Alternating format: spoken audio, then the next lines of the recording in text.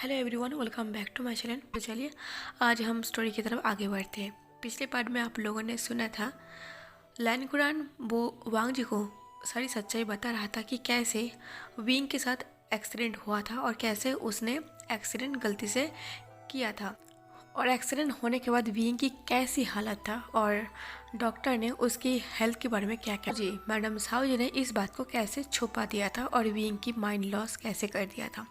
तो चलिए आगे की तरफ हम बढ़ते हैं। जैसे साहू जी ने डॉक्टर को बोला था कि विंग की अगर मेमोरी लॉस भी हो जाए उसे इस चीज़ से कोई फ़र्क नहीं पड़ता, उसे सर्जरी शुरू कर देना चाहिए। और लैन कुरान ने इस बात के लिए ऑब्जेक्शन जताया था कि उसे ऐसा नहीं करना चाहिए, उसकी पेरेंट्स से उसे इन्फॉर्म करना चाहिए। लैन कुरान के हिसाब से उसे ये डिसीज़न नहीं लेना चाहिए था। और जब वांग जी को पता चलेगा तब क्या होगा।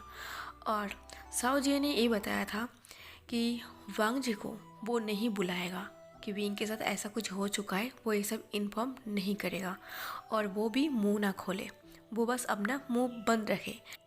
ऐसा बोल के साहू जी ने डॉक्टर को बोला था विंग की जो मतलब इस पेशेंट की जो भी हालत है वो चुप रहे, किसी को ना बताए कि इसकी इस हालत के पीछे इन दोनों का हाथ है। और डॉक्टर भी पैसों के चक्कर में अपना मुंह बंद कर लिया था। साहू जी डॉक्टर को ये भी बताता है इस पेशेंट की जितना भी एक्सपेंसेस होगा आएगा वो खुद पे करेगा, इस पेशेंट की सारी रिस्पॉन्सिबिलिटी उसका है और ये बात किसी को पता नहीं चलना चाहिए। ऐसा बोल के साहू जी और लैन कुरान वो दोनों उस हॉस्पिटल से चला गया था। दोबारा उस हॉस्पिटल में कभी नहीं आया था, एक बार विंग को विजिट भी करने नहीं आया था। और 6 महीने बाद अचानक से हॉस्पिटल से कॉल आता है कि विंग हॉस्पिटल में नहीं है, वो गायब है, किसी ने उसे लेकर भाग गया है। और जो भी उसे लेकर भाग गया है उस हॉस्पिटल से वो बहुत ही ज़्यादा पावरफुल है। लैन कुरान कहता है साहू जी ने मुझे बताया था मैं उस चीज़ के बारे में ना सोच, जो भी हुआ है मैं वो सब भूल जाऊँ, पर मैं कैसे भूल जाऊँ। विंग का वो ब्लड से भरा हुआ जो फेस था वो मुझे भूलने नहीं देता, उसके हाथ में लटकते हुए वो ब्रेसलेट वो भी मुझे भूलने नहीं देता। जब भी मैं सोता हूँ विंग का वो ब्लड से भरा हुआ जो फेस है वो मुझे नज़र आता है। मैंने विंग को काफ़ी ढूंढने की कोशिश की पर विंग मुझे कहीं नहीं मिला। अंकल लैन कुरान के मुँह से ये सारी बातें सुन के वांग जी की हालत ख़राब हो गया था। वांग जी को कुछ भी आइडिया नहीं था कि उसकी पीठ पीछे विंग के साथ इतना कुछ हो गया था, उसे इतना कुछ झेलना पड़ा था। अंकल लैन कुरान वो वांग जी के सामने घुटने टेक के बैठ गया था। मैंने बहुत बड़ा पाप किया है, मैंने बहुत गलत काम किया है, प्लीज़ वांग जी मुझे माफ़ कर दो। सेम तरीके से साहू जी भी रो रहा था। तब वांग जी अपने अंकल को और अपनी मॉम को रोते हुए देख के वो जैसे तैसे खुद को संभाला। खुद को संभालते हुए वो लैन कुरान के सामने वो घुटने टेक के बैठ गया। और वांग जी कहते हैं अंकल आप ऐसा मत कीजिए, अगर आप ऐसे करेंगे तो मुझे अच्छा नहीं लगेगा। वांग जी अंकल को उठ के खड़ा होता है और वांग जी भी उठ के खड़े होते हैं। वांग जी कहता है मॉम अब भी मत रोइए, दरअसल मैं आप लोगों को ये बताने आया था, आप लोगों की कोई गलती नहीं है। तब लैन कुरान और साहू जी वो दोनों ही वांग जी की तरफ देखने लगते हैं। वांग जी अपनी नरमी आंखों के साथ और नरमी वॉइस के साथ वो अपने अंकल को कहते हैं अंकल थैंक यू, आपने विंग को बचा लिया था। भले ही मॉम ने वो गलती किया था पर आप दोनों ने मेरे विंग को बचा लिया था और आज वो मेरे पास है, इससे बड़ी बात मेरे लिए और कुछ नहीं हो सकता। और जो एक्सीडेंट आपने किया था वो आपने किया नहीं था, आपसे करवाया गया था। तब लैन कुरान शॉक्ड हो जाता है। लैन कुरान शॉक्ड होते हुए वो वांग जी की तरफ देखने लगते हैं और साहू जी भी थोड़ा करीब आता है वांग जी के। वांग जी करीब आते हुए कहता है तुम क्या बोलने की कोशिश कर रही हो। वांग जी कहता है दरअसल एक्सीडेंट होने से पहले किसी और ने विंग को बुरी तरीके से मारा था और मार के अंकल की कार के सामने उसे फेंक दिया था ताकि देख के ऐसा लगे कि विंग की एक्सीडेंट हुआ है। दरअसल हम लोगों के बीच में जो भी कुछ प्रॉब्लम चल रहा था उस पर्सन को पता था कि मैं विंग से प्यार करता हूँ और आप लोग विंग को पसंद नहीं करते, और उस पर्सन ने विंग को मारने के पहले से प्लान किया हुआ था। उन लोगों को बस एक थर्ड पर्सन चाहिए था जिसके ऊपर वो सारा गलत काम करके विंग को मार के आपके ऊपर सारा दोष दे सके। इसलिए विंग को बुरी तरीके से मारने के बाद अंकल की कार के सामने उसे फेंक दिया गया था ताकि विंग मर भी जाए और सारा कसूर अंकल के सर पर आ जाए। तभी अंकल लैन कुरान कहता है वांग जी मुझे तो ये सब कुछ पता ही नहीं था। वांग जी कहता है इसलिए मैं कह रहा हूँ रिग्रेट फील मत करो, ये आपकी गलती नहीं था और विंग अब मेरे पास है, इससे बड़ी बात और कुछ नहीं है। और हाँ, वो इंसान जो भी है उसे तो मैं ऐसे ही नहीं छोड़ूंगा। साहू जी मतलब वांग जी की मॉम और लान कुरान वो तीनों मिलकर डिटेल्स में बातें कर रहा था उन सारे बारे। साहू जी कहता है, वांग जी क्या तुमने पता करने की कोशिश की है वो इंसान कौन है, क्या तुम्हें पता है उसके बारे में कुछ। तभी वांग जी थोड़ा डेंजरस वॉइस में कहता है, मैं पता कर रही हूँ मॉम, और हाँ जिसने भी ये काम किया है उसे हिसाब तो चुकाना पड़ेगा, ऐसे तो मैं उसे छोड़ने नहीं वाला। विंग को जो कोई भी हर्ट करेगा उसे हिसाब चुकाना पड़ेगा, मैं किसी को ऐसे नहीं छोड़ूंगा। कुछ टाइम बात करने के बाद तभी मिसेस लैन कहता है, मतलब वांग जी की मॉम साओ जी कहता है, तुम विंग को कब घर लेकर आई हो, आखिर वो हमारी फैमिली का हिस्सा है, उसे यहाँ रहना चाहिए। मैं तुम्हें बोलने से डरता हूँ पर मैं चाहता हूँ कि विंग यहाँ पर रहे, तुम दोनों मेरे घर पर रहो, तुम दोनों मेरी फैमिली का हिस्सा हो। मुझे अच्छा नहीं लगता तुम बाहर रहते हो, मैं तुमसे प्रॉमिस करता हूँ मैं विंग को कभी तंग नहीं करूँगा, विंग को कोई शिकायत का मौका नहीं दूंगा, उसे मैं रिस्पेक्ट दूंगा और जैसे मैं तुमसे प्यार करता हूँ वैसे मैं विंग को भी प्यार दूंगा, मैं एक अच्छा माँ बनने की कोशिश करूँगा। तभी वांग जी रुक गया एंड अपनी मॉम की तरफ एक तरफ देखा, थोड़ी देर देखने के बाद वो चुप रह गया एंड देन वो बोला, एक्चुअली विंग अभी ट्रैवल नहीं कर सकता। तभी अंकल कुरान कहता है, क्यों, वो ट्रैवल क्यों नहीं कर सकता, क्या तुम उसका ख्याल नहीं रख सकते। वांग जी को ऐसा चुप होते हुए देख के अंकल कुरान और साओ जी वो थोड़ा वरिड हो जाता है, वरिड होते हुए बोलता है, क्या विंग बीमार है, वो इतना सा। तभी वांग जी कहता है, मॉम वो बीमार नहीं है। तभी साओ जी कहता है, तो फिर वो ट्रैवल क्यों नहीं कर सकता। तभी वांग जी थोड़ा स्माइल करते हुए और थोड़ा साई करते हुए मतलब थोड़ा हिचकिचाते हुए वो अपनी मॉम और अपने अंकल को कहता है, दरअसल बीइंग प्रेग्नेंट है इसलिए वो ट्रैवल नहीं कर सकता और ऊपर से उसकी डिलीवरी के टाइम करीब है, अभी बीइंग के लिए ट्रैवल करना थोड़ा सेफ नहीं रहेगा। ये सुनते ही अंकल कुरैन और साओजे वो दोनों इतना ज़्यादा शॉक्ड हो गया था, उनकी कान पर यकीन नहीं हो रहा था कि उन्होंने अभी क्या सुना है, इसलिए दोबारा उस बात को दोहराते हुए साओजे पूछता है, तुमने अभी क्या बोला। तभी लाल कुरैन कहता है, वांग जी विंग प्रेग्नेंट है, पर ऐसे कैसे हो सकता है। वांग जी कहता है, हाँ हाँ मॉम विंग प्रेग्नेंट है इसलिए वो यहाँ पर नहीं आ सकता। तभी साओ जी इतना ज़्यादा खुश हो जाता है, वो बार बार वांग जी से पूछता है, वांग जी क्या तुमने सही बोला है, सच में विंग प्रेग्नेंट है। तब तब वांग जी कहते हैं, हाँ मॉम विंग प्रेग्नेंट है और आप ग्रैंडमा बनने वाले हो और अंकल आप भी ग्रैंडपा बनने वाले हो। ये सुन के साओ जी और अंकल कुरन इतना ज़्यादा खुश हो जाता है, वो चिल्ला चिल्ला के वो सीजन को बुलाने लगता है। सीजन भी अपनी रूम से वो दौड़ते हुए वो बाहर आता है और अपनी मॉम को और अपनी अंकल को इतना खुश होते हुए देख के, इतना लाउड स्माइल करते हुए देख के सीजन को लग रहा था कि शायद उसकी मॉम पागल हो चुका है या फिर उसकी अंकल को भी दौरा पड़ चुका है। इसलिए सीजन कहता है, माँ मॉम आपको क्या हुआ है, अब ऐसे हरकतें क्यों कर रही हो। तभी साओ जी सीजन को राउंड राउंड घुमाते हुए वो सीजन को कहता है, सीजन क्या तुम्हें पता है मैं ग्रैंडमा बनने वाला हूँ और तुम अंकल बनने वाले हो और तुम्हारी अंकल ग्रैंडपा बनने वाला है। तभी सीजन को समझ में नहीं आ रहा था आखिर उसकी मॉम साओ जी क्या बोल रही है। तभी सीजन कहता है, मॉम आप ये सब क्या बोल रही हो। तभी सीजन देखता है कि वांग जी साइड पर ही खड़ा है और उसके फेस पर एक स्माइल है, वो इस चीज़ को एंजॉय कर रही है। तभी सीजन कहता है, वांग जी आखिर हुआ क्या है, माँ इतना खुश क्यों है, ऐसा तुमने क्या बोल दिया है। तभी वांग जी शुरू से लेके अभी तक जो भी कुछ हुआ है वो सारी बातें बताने लगता है और कंटिन्यू करता है और सीजन बस कान लगा के उस बात को सुनने लगता है। सब कुछ सुनने के बाद सीजन कहता है, क्या सच में विंग प्रेग्नेंट है।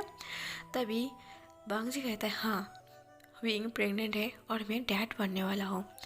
तभी साउजी कहता है, देखा मैंने कहा ना।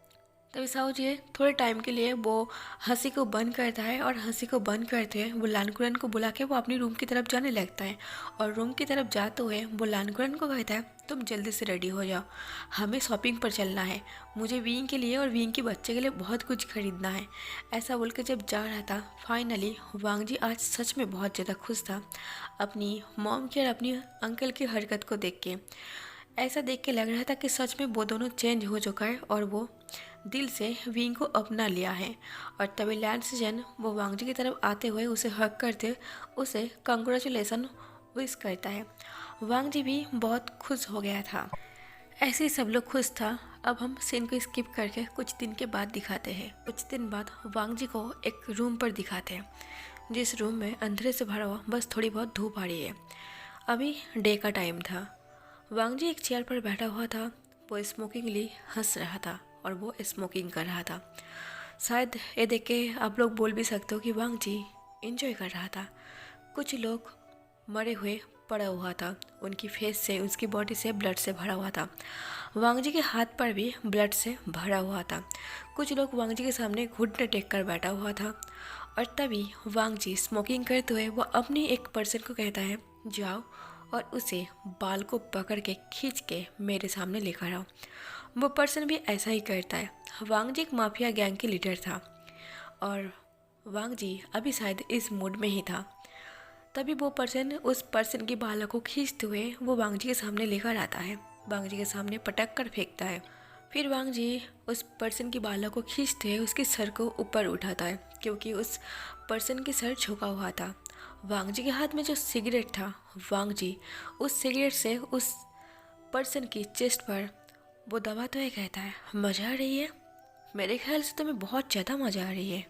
उस सिगरेट को दबाने के बाद वांग जी उस पर्सन की मुंह पर एक खींच के थप्पड़ मारता है और कहता है, तुम लोगों को काफ़ी शौक है ना अपनी ज़िंदगी आराम से जीने की, अपनी प्रॉपर्टी की।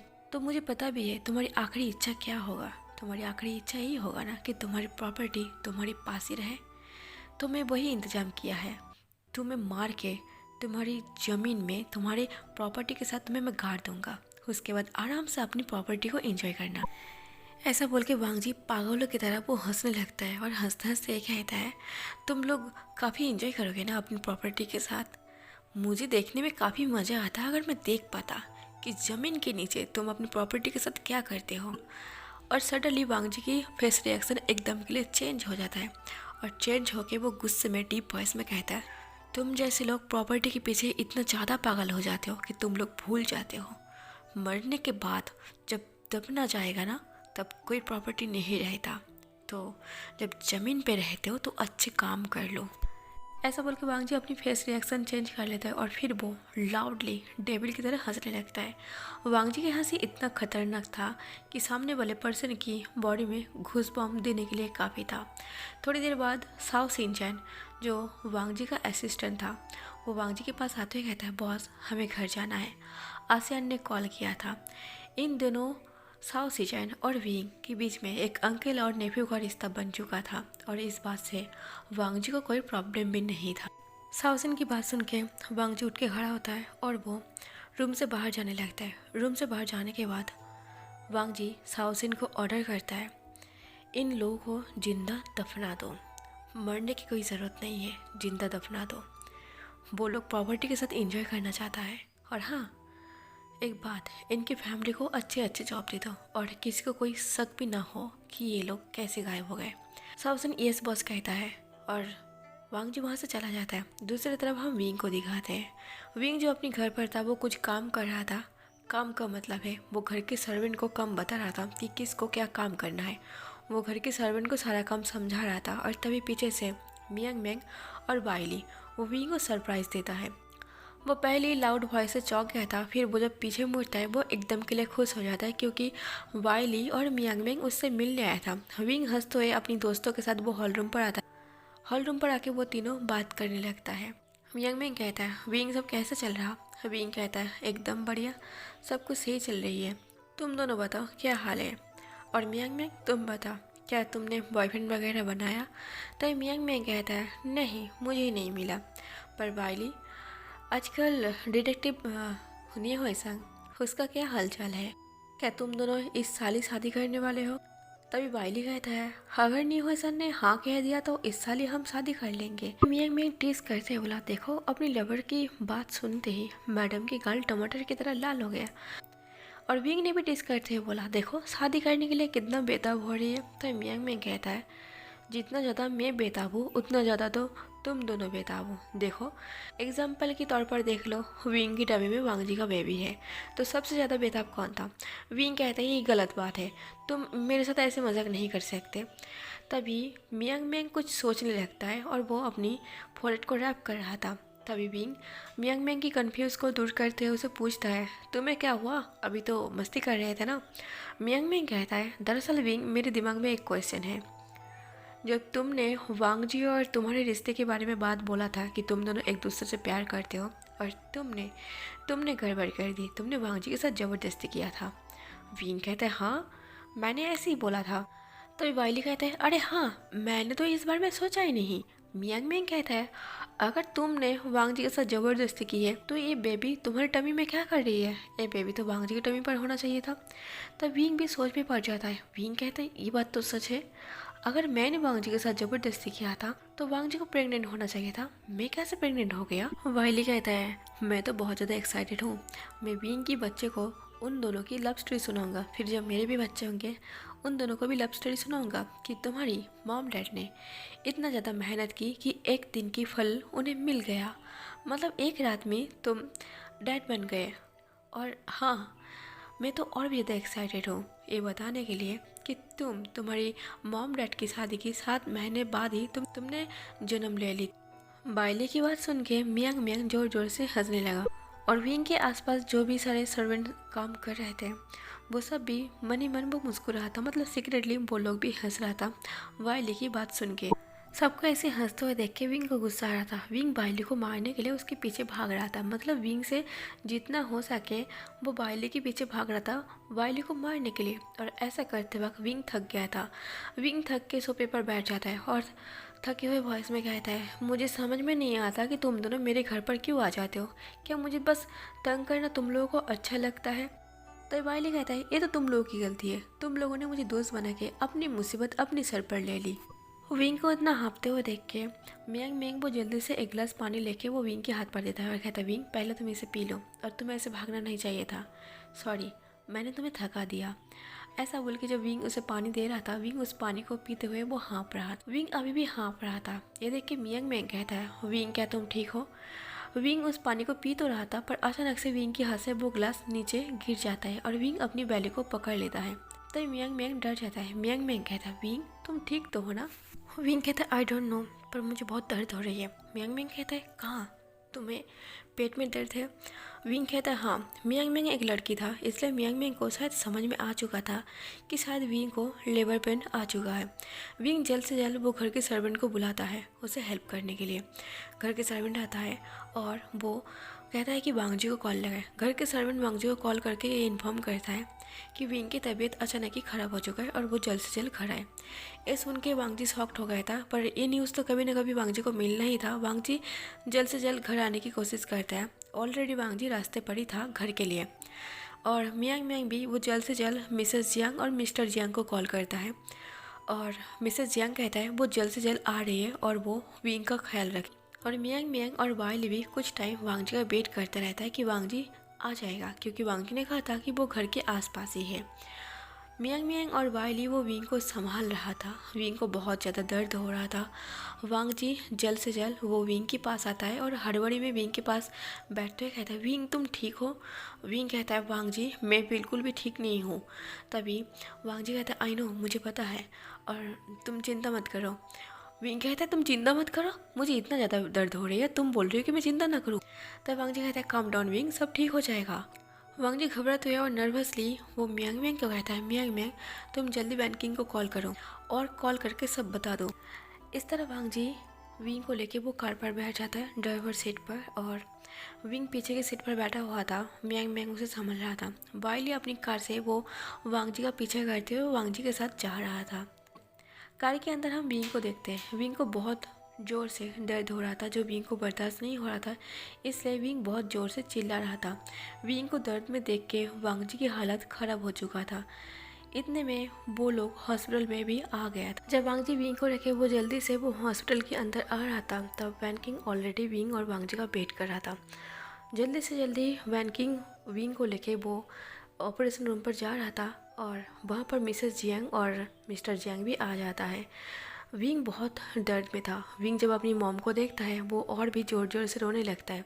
विंग की मॉम कहता है, विंग और थोड़ी देर बाद सब कुछ ठीक हो जाएगा।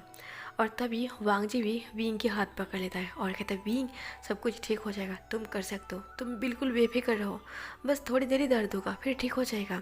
तभी विंग को इतना गुस्सा आता है, विंग गुस्से से वो वांग जी के बाल को पकड़ के खींचता है और खींचते हुए बोलता है, वांग जी तुम कमीना हो, तुम्हारी वजह से मेरी ये हालत है, तुमने मेरी ये हालत की है। और वांग जी को सच में बहुत ज़्यादा पेन हो रहा था क्योंकि विंग ने उसकी बालों को बहुत ज़ोर से खींचा था। तो गैस आज का पार्ट हम यहीं पर ख़त्म करते हैं। आज का पार्ट जैसा भी लगा हो कमेंट करके ज़रूर बता देना, लाइक और शेयर कर देना और मेरे चैनल को सब्सक्राइब जरूर कर लेना। Thank you for watching.